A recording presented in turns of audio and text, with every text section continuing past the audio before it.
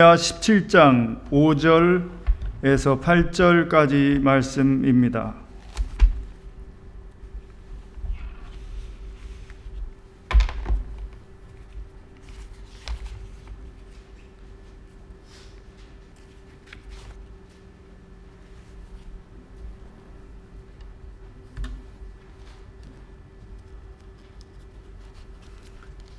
예레미야 17장 5절에서 8절까지 말씀 봉독하겠습니다. 여호와께서 이와 같이 말씀하시니라.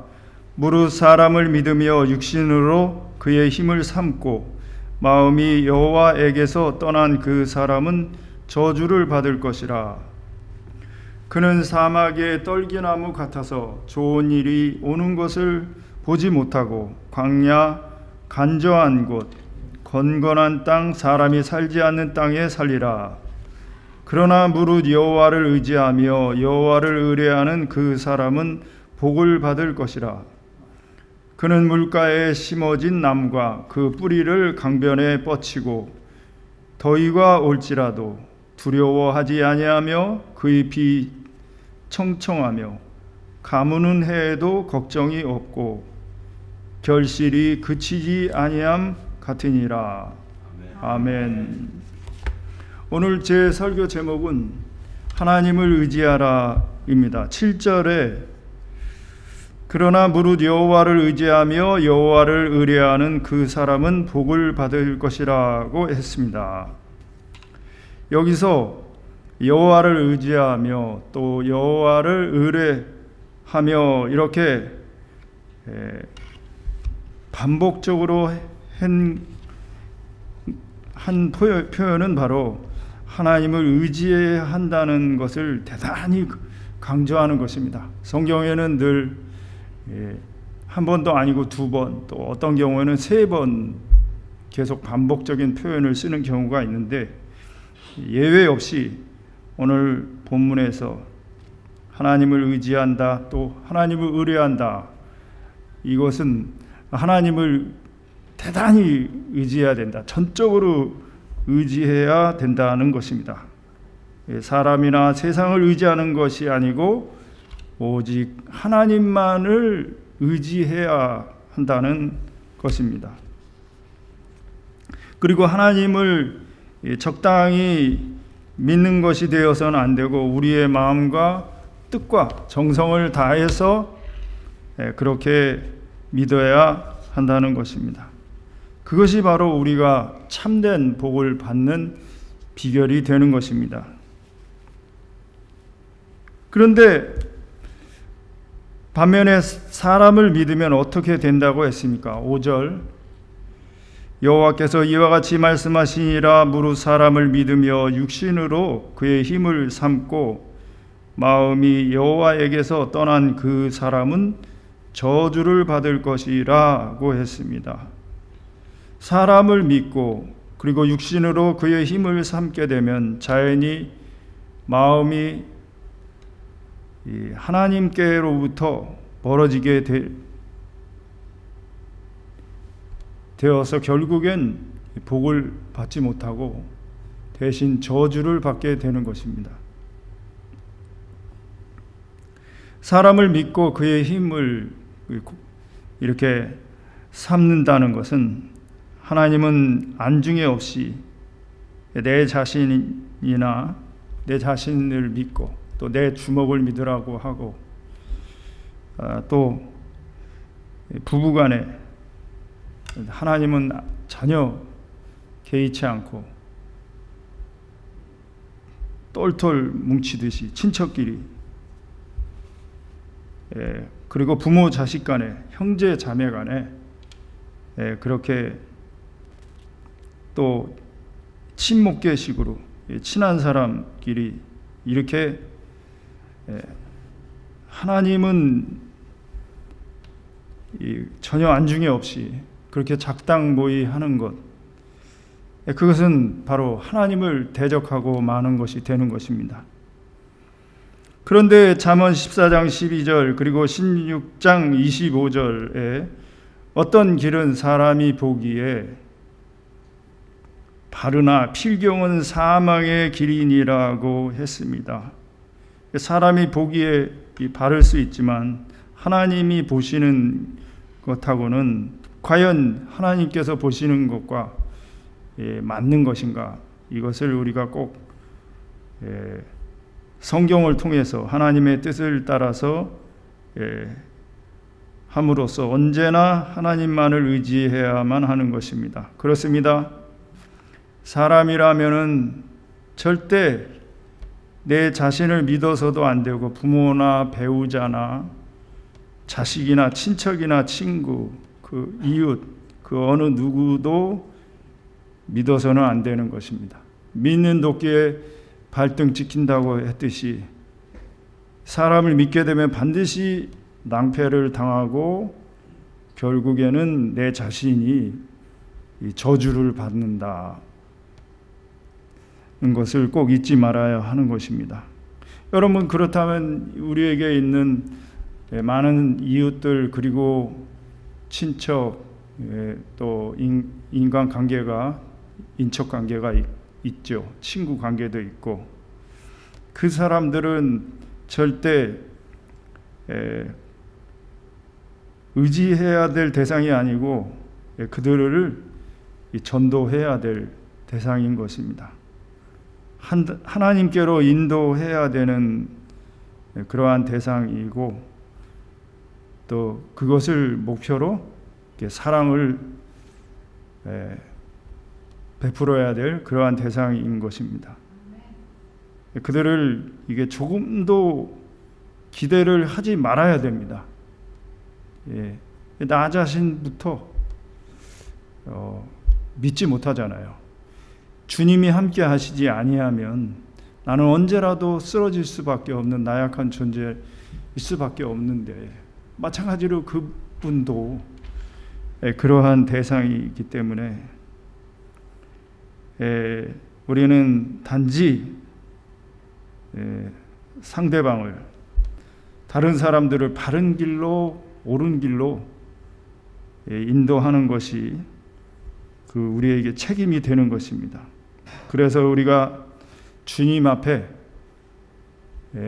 올바로 서도록 또 그렇게 힘써야 되는 것입니다. 이를 위해서 우리가 항상 이 세상을 의지하는 것이 아니고 하나님만을 의지해야 되는 것입니다.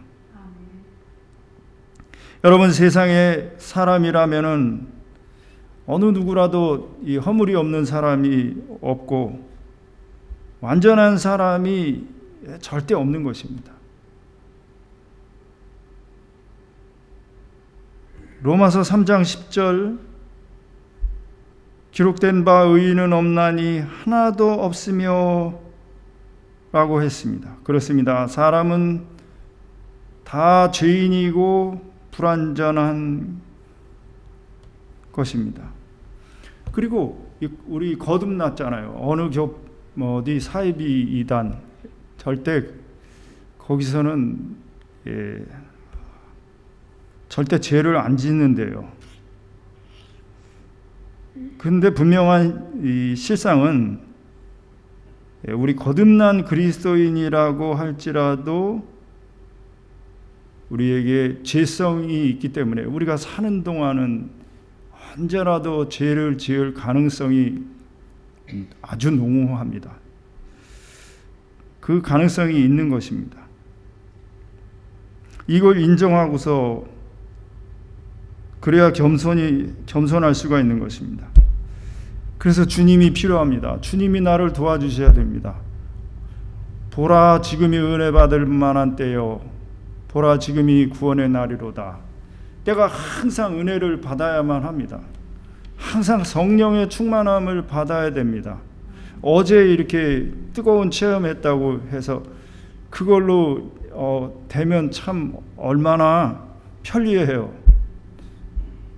마치 이렇게 컴퓨터 업그레이드 해놓은 것처럼 그러면 참 좋겠어요.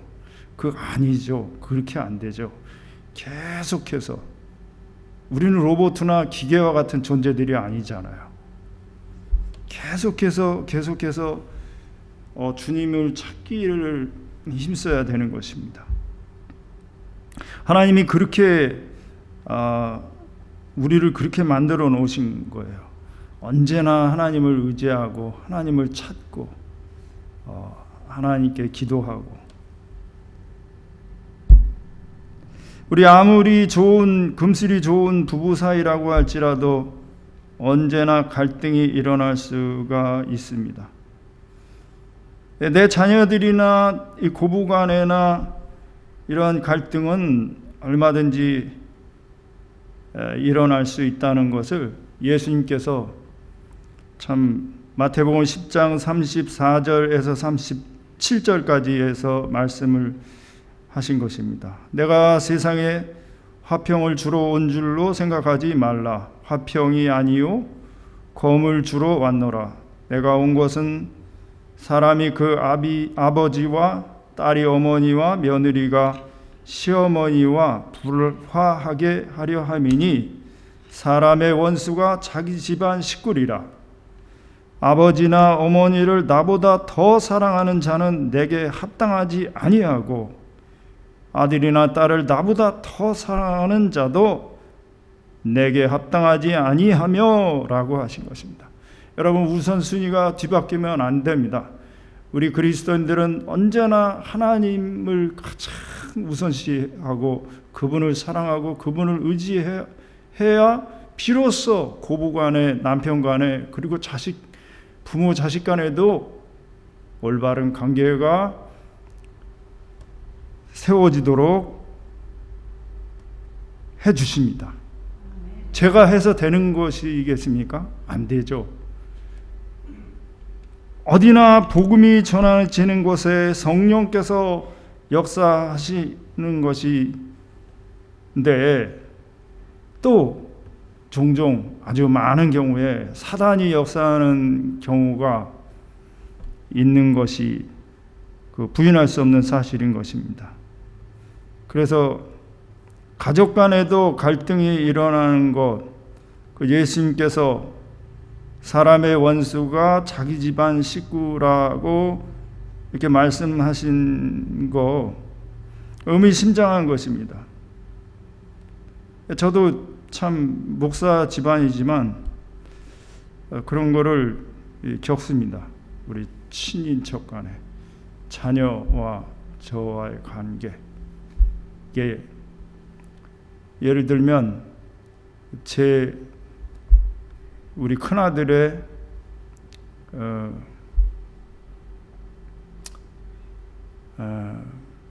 결혼한 자부죠. 저한테는 며느리라고 그러죠. 며느리가 일본 사람이에요.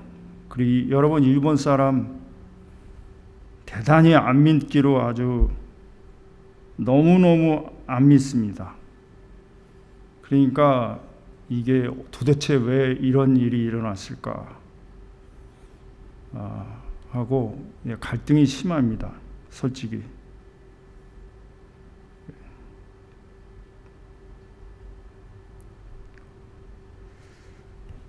우리가 예수님께서 말씀하신 대로 뱀같이 지혜롭고 비둘기같이 순결해야 될 것입니다. 에베소서 6장 11절과 12절, 마귀의 관계를 능히 대적하기 위하여 하나님의 전신갑주를 입으라. 우리의 씨름은 혈과 육을 상대하는 것이 아니요 통치자들과 권세들과 이 어둠의 세상 주관자들과 하늘에 있는 악의 영들을 상대함이라고 했습니다. 그래서 우리는 사람의 배후에 있는 악의 영들을 대적하기 위해서 하나님의 전신갑주를 입어야 되는 것입니다. 여러분, 제 주일날 좀 더 자세히 설교, 자꾸 오늘 수요 예배 준비해 갖고 와야 되는데 주일날 아침 되면서부터 자꾸 다음 주일날 설교할 거를 자꾸 묵상을 하게 되더라고요. 자꾸 생각이 오는데 또 얼마나 갈등이 심한지 잠깐 소개해 드리겠습니다. 기대하시라. 개봉박두. 이 성교하고 연관이 있어요. 요나처럼 참 이게 내 뜻대로 되는 게 아니고 참 하나님의 주권과 역사하심과 인도하심에 우리가 얼마든지 악한 날에는 또 악한 자를 사용하시고 또 좋은 때는 좋은, 약간 신묘막측하잖아요. 하나님께서 하시는 것은. 야고보서 4장 7절 그런즉 너희는 하나님께 복종할지어다 마귀를 대적하라 그리하면 너희를 피하리라고 했습니다. 우리가 늘 사랑과의 갈등 속에서 언제나 하나님만을 의지해야 될 것입니다. 그것이 마귀를 대적해서 물리칠 수 있는 유일한 방법이 되는 것입니다. 하나님께 온전히 복종하는 것 외에 없습니다. 예수님께서 누가복음 18장 29절과 30절 이르시되 내가 진실로 너희에게 이르노니 하나님의 나라를 위하여 집이나 아내나 형제나 부모나 자녀를 버린 자는 현세의 여러 배를 받고 내세에 영생을 받지 못할 자가 없느니라 하시니라고 말씀하셨습니다. 여러분, 이 말씀은 분명히 부모님을 공경하지 말라는 말씀이 아닙니다. 자녀를 학대하고 그냥 내어다 그냥 수수방관하고 그렇게 내다버리라는 말씀도 아니고, 또 내게 주신 재물도 흥청망청 이렇게 무개념으로 그렇게 탕진하고 그러라는 말씀이 아닌 것이고, 이 말씀의 의미는 하나님보다 예수님보다 세상이나 그 어떤 사람을 더 사랑해서는 안 되는 거예요. 여러분, 그것이 우상이 됩니다. 내 남편이 우상이, 내 자녀가 우상이 될 수 있고, 더 하나님보다, 그리고 돈을 더 사랑하면은 하나님보다, 그렇게 되면은 그것이 우상인 것입니다. 여러분, 이스라엘 백성을 하나님께서 심판하시고 또 바벨론, 아시아로 그렇게 유배를 보내신, 흩어지게 하신 이유는 바로 우상숭배의 죄악 아닙니까? 반드시 불상을 섬기는 거 그런 거 아니죠. 우리에게 있어서의 우상은 하나님보다 그 어떤 것도 더 사랑하는 거. 내가 낚시를 좋아한다.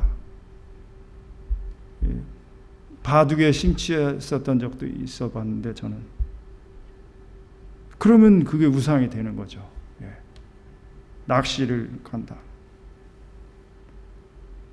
하나님보다 세상이나 그 어떤 사람을 더 의지해서는 안 된다는 것입니다. 만일 그렇게 하면은 나만 손해죠. 내가 복을 받지 못하고 대신 저주를 받게 되는 것입니다. 여러분, 복 중에 최고의 복은 과연 무엇이겠습니까? 그것은 물질의 복도 아니고 그것은 바로 영생의 복이고 하늘나라의 상급인 것입니다. 그리고 저주 중에 최악의 저주는 무엇이겠습니까? 바로 이 지옥불에 떨어지는 그것이 가장 저주인 것입니다. 우리하고 무관한 것 같지만 내세에 있는 일이고 해서 아직 닥치지 않은 것이고, 그리고 나는 천년만년 살 것 같다 해서 무관심할 수가 있나요? 그리고 경각심을 게을리할 수가 있나요? 그렇지 않습니다. 어리석은 거죠. 우리가 예수 그리스도를 믿고 한번 은혜를 받고 난 후에 고의적으로 범죄하게 되면 우리가 다시 용서받을 수 없다. 이 분명히 하나님의 말씀은 그렇게 알려주고 있습니다. 그러니까 다시는 범죄하지 않도록 힘쓰는 것이죠. 그래서 이렇게 모이기를 사모하여 이렇게 말씀을 듣고, 이 델라웨어 이곳 시골인데 이렇게 수요 예배 이렇게 많이 모이셔서 예배 드린다는 것은 상당히 고무적이고 하나님께서 너무나 기뻐하시고 여러분들께서 얼마나 은혜를 사모하시는 것인가 하는 정말 칭찬받을 만한 일인 것입니다. 믿음은 들음에서 나며 들음은 오직 예수 그리스도의 말씀으로 말미암는 것입니다. 자꾸 들어야죠. 자꾸 들어야죠. 맥도날드 광고를 했는데 막 또 하고, 맥도날드 막 레노베이션 해갖고 또 괜찮은데 그냥 다 공사를 하더라고요. 다 그 이유는 또 듣는 거예요. 그 이치죠. 또 광고해서 사람들로 하여금 기존 커스터머들 놓치지 않게 하고자 해서 저와 여러분들 다 그 기존 그리스도인들인데 자꾸 더 듣는 거죠. 반복해서 예수님 말씀을 듣고, 우리가 즉각적으로 하나님께 죄를 고백하고 예수 그리스도의 피로 씻김 받기를 구해야 되는 것, 이것이 바로 오직 하나님만을 의지하는 가장 지혜로운 사람이 되는 것입니다. 그렇습니다. 우리가 언제나 당장 오늘 죽을지라도 반드시 천국에 들어갈 준비가 되어 있어야 하는 것입니다. 그러니까 사실 우리에게 내일은 없고 오늘만이 있는 것입니다. 우리에게는 지금만이 있는 거예요.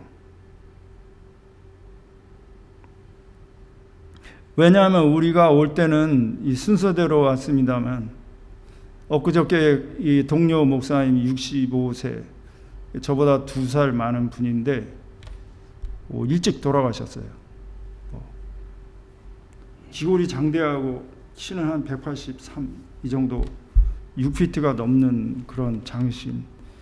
아무리 건강해 보여도 하나님이 부르시면 언제라도 일찍이라도 모든 것을 버리고 당장 떠나가야 되는 것인 것입니다. 그래서 우리는 오직 하나님만을 의지하고 의뢰해야 되는 것입니다. 8절에 그는 물가에 심어진 나무가 그 뿌리를 강변에 뻗치고 더위가 올지라도 두려워 아니하며 그 잎이 청청하며 가무는 해에도 걱정이 없고 결실이 그치지 아니함 같으리라고 했습니다. 여러분, 우리에게 시련이 오고 또 비바람이 몰려오고 어려움이 반드시 올 수 있을 것입니다. 아무 일이 일어나 그냥 편탄하지만 하지 않을 것이고, 그러나 그러한 상황에서도 우리가 하나님만을 의지한다면 아무 두려워할 것이 없고 결실이 그치지 않는다는 것입니다. 우리가 과연 하나님을 의지한다는 것은 바로 하나님의 말씀을 의지하는 것입니다. 그래서 시편 1편 2절과 3절 말씀에 복 있는 사람은 오직 여호와의 율법을 즐거워하여 그의 율법을 주야로 묵상하는도다.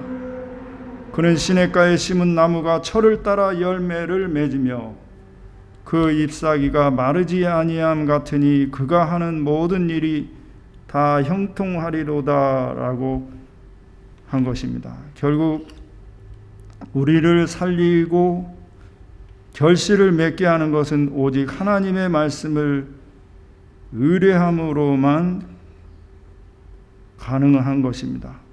성도 여러분, 우리가 하나님의 말씀을 의지할 수 있으니까 얼마나 복을 받은 것이겠습니까? 참 여러분 이렇게 수요 예배 이렇게 모여서 또 하나님께 예배를 드리고 하나님의 말씀을 듣고 또 이제 집에 돌아가셔서는 또 성경을 또 필사하는 분들도 계실 겁니다. 또 성경을 또 암송하는 분들도 계실 것입니다. 성경을 이렇게 포스트잇 해갖고 이렇게 붙여갖고 또 뭐 액자 같은 데다 이렇게 해갖고 딱 이렇게 보이도록 하고, 이렇게 찬학계나 어디서든지 이렇게 성경 읽기, 하나님의 말씀을 가까이 하기를 힘쓰는 것, 그게 참 어떻게 해서든지 그 하나님의 말씀을 의지하는 것,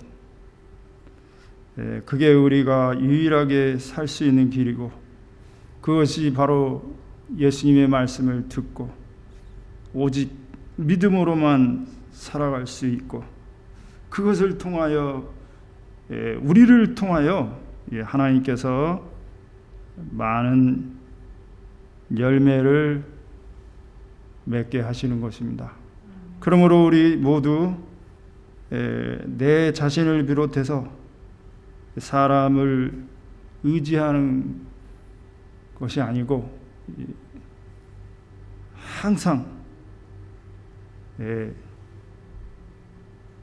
사람의 인기에 편승하는 것도 아니고, 사울은 하나님의 인정함 받기보다 사람의 인기를 그렇게 신경 쓰다가 망했죠. 하나님의 말씀을 버렸죠.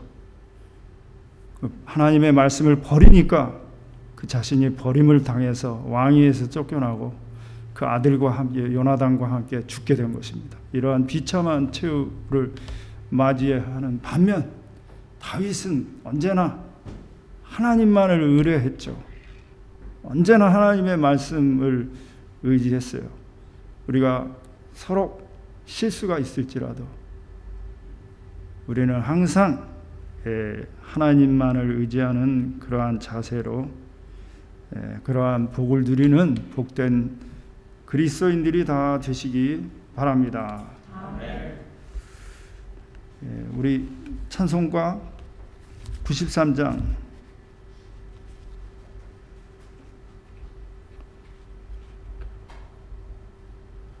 부르신 후에 우리 합심해서 1, 2분 가량